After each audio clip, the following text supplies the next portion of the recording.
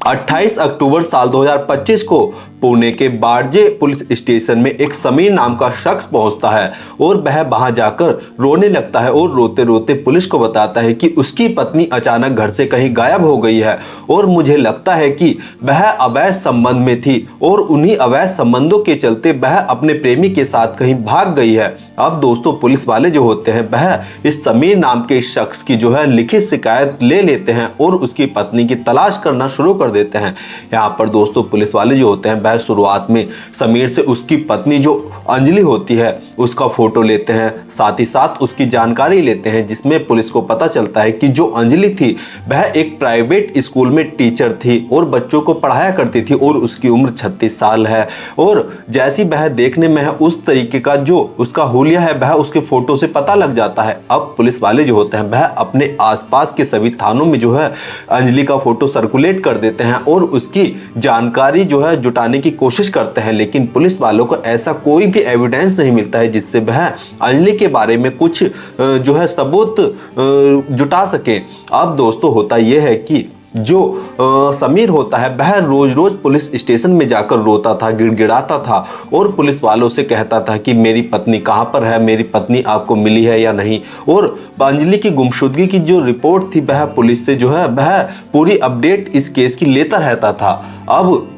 जो पुलिस वाले होते हैं वह शुरुआत में समझते हैं कि यहाँ पर जो समीर था वह अपनी पत्नी अंजलि की काफ़ी ज़्यादा फिक्र करता है और उसको वह काफ़ी ज़्यादा चाहता है, जिसके चलते वह रोज़ पुलिस स्टेशन में आकर हमसे जो है अपनी पत्नी को ढूंढने के लिए जो है रोज़ गुहार लगाता है। लेकिन जब रोज़ रोज़ ये जो समीर नाम का शख्स होता है वह पुलिस स्टेशन में जाकर रोज़ रोता था और रोज़ पुलिस वालों से कहता था कि मेरी पत्नी को ढूंढ दो, मेरी पत्नी कहाँ पर है। तो यहाँ पर पुलिस वालों को जो शक होता है वह समीर के ऊपर ही जाने लगता है, क्योंकि दोस्तों यहाँ पर जो समीर था वह एक गोदाम चलाता था और उसी गोदाम के चलते वह ज्यादातर समय जो है वह गोदाम पर बिताया करता था। लेकिन जब से उसकी पत्नी कहीं खोई थी तो वह अपना गोदाम बंद कर केवल पुलिस स्टेशन के चक्कर काटता था और अपने घर पर रहता था, जिसके चलते पुलिस वालों को जो है समीर के ऊपर शक होने लगता है। इसके साथ ही साथ पुलिस वाले जो होते हैं वह जो अंजलि होती है उसके फोन को सर्विलांस पर लगाते हैं और उसकी कॉल डिटेल देखते हैं, लेकिन उनमें से कोई भी जो नंबर होता है वह ऐसा नहीं मिलता है जिससे कि कोई यह शक कर सके कि अंजलि जो है किसी के साथ अवैध संबंध में थी। अब दोस्तों पुलिस वाले जो होते हैं वह जब समीर के ऊपर ही नज़र रखना शुरू करते हैं और समीर के ऊपर नज़र रखने के साथ साथ समीर के जब बार बार पुलिस वाले बयान लेते हैं तो समीर के जो बयान थे वह बार बार बदल जाते थे, जिसके चलते पुलिस वालों का शक जो था वह समीर पर ही गहरा जाता है। और इसी के चलते जो पुलिस वाले होते हैं वह समीर को अपनी हिरासत में लेकर जब उससे अच्छे से पूछताछ करते हैं तो यहाँ पर दोस्तों पुलिस वाले जो है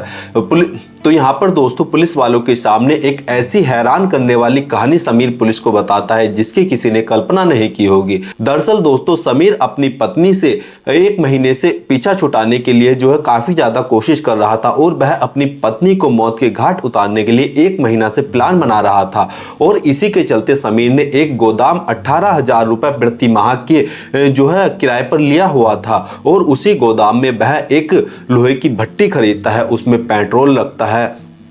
और कुछ लकड़ी भी लाकर अपने गोदाम में रख देता है। अब दोस्तों 26 अक्टूबर 2025 को जो समीर था वह अपनी पत्नी अंजलि से कहता है कि चलो तुम्हें अपना नया गोदाम दिखाता हूं। दोस्तों यहाँ पर आपको बता दें कि जो समीर और जो अंजलि थी इन दोनों के बीच जो है अक्सर लड़ाई झगड़ा होता रहता था और दोनों के बीच जो है इनके संबंध जो होते वह अच्छे नहीं थे, जिसके चलते ये दोनों जो है आपस में बातचीत तो करते थे लेकिन इनके बीच कोई रिश्ते में मिठास नहीं थी। अब दोस्तों जो 26 अक्टूबर का दिन आता है तो समीर अपनी पत्नी से कहता है कि मैं तुम्हें अपना नया गोदाम दिखाना चाहता हूं और हम लॉन्ग ड्राइव पे भी चलेंगे और कुछ वहां पर होटल में खा पी लेंगे, जिससे हम दोनों का मूड जो है वह ठीक हो जाएगा। अब दोस्तों अंजलि भी अपने पति समीर पर भरोसा करती है और भरोसा करने के बाद वह अपने पति समीर के साथ चली जाती है। अब दोस्तों समीर और अंजलि जो होते हैं वह पहले सड़कों पर लॉन्ग ड्राइव पर घूमते हैं और वह होटल में जाकर खाना भी खाते हैं, स्नैक्स भी खाते हैं और उसके बाद जब समीर अपने जहाँ पर उसने एक गोदाम लिया हुआ था, उस गोदाम पर ले जाकर अपनी पत्नी को दिखाने लगता है। और जब पत्नी जो है गोदाम देखने में मशगूल हो जाती है तो यहाँ पर समीर मौका पाकर अपनी पत्नी का गला दबाकर उसकी हत्या कर देता है। और हत्या करने के बाद जो समीर ने अपने गोदाम में एक लोहे की भट्टी रखी हुई थी, उसके अंदर ही वह अपनी पत्नी अंजलि की लाश को रखता है और लकड़ी रखता है और साथ ही साथ पेट्रोल डाल देता है और अपनी पत्नी को जब तक जलाता रहता है जब तक कि उसकी लाश की राख नहीं बन जाती है। अब दोस्तों समीर जो था वह अपनी पत्नी का जो उसकी लाश की राख होती है उस राख को जो है पास की नदी में बहा देता है और जो वह भट्टी उसके पास थी लोहे की, उस भट्टी को भी वह स्क्रैप में बेच देता है। और उसके बाद वह 28 अक्टूबर 2025 को पुलिस थाने में जाकर केस दर्ज कराता है कि उसकी पत्नी के किसी के साथ अवैध संबंध थे और वह उसी के साथ शायद भाग गई है या फिर उसने ही उसकी पत्नी की हत्या कर दी है। दोस्तों यहाँ पर जो समीर और अंजलि के बच्चे थे वह दिवाली की छुट्टी मनाने के लिए गांव में गए हुए थे और अभी वह वापस लौटकर नहीं आए थे।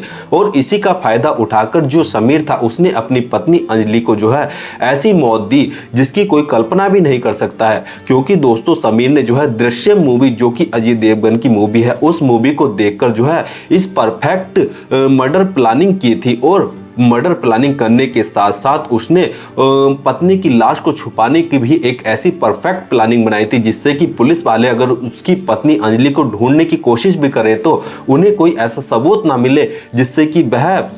जो है उसके ऊपर शक करे। लेकिन दोस्तों यहाँ पर जो समीर था वह अपनी पत्नी की ज्यादा चिंता करने के चलते जब पुलिस स्टेशन में रोज रोज जाकर पुलिस के सामने रोता था, गिड़गिड़ाता था और वह पुलिस से पूछता था कि मेरी पत्नी को कब ढूंढ रहे हो। इसी के चलते पुलिस के मन में एक शक पैदा जो है समीर के प्रति हो जाता है, जिसके बाद पुलिस वाले समीर को अपनी हिरासत में लेते हैं और उससे पूरे मामले के खुलासा कर लेते हैं। अब दोस्तों पुलिस वाले सुसंगत धाराओं में समीर के ऊपर केस दर्ज करते हैं और केस दर्ज करने के साथ साथ समीर को जो है जेल भेजने की तैयारी भी की जा रही है। और दोस्तों पुलिस वालों ने इस पूरे केस को जो है बड़े ही शातिर तरीके से हैंडल किया और जो अंजलि का कातिल उसका पति समीर था उसे पकड़कर जेल में भेज दिया है। दोस्तों इस पूरे घटनाक्रम को सुनाने का उद्देश्य किसी की भावनाओं को ठेस पहुंचाना या दुख पहुंचाना नहीं है बल्कि जागरूक करना है, सचेत करना है। धन्यवाद।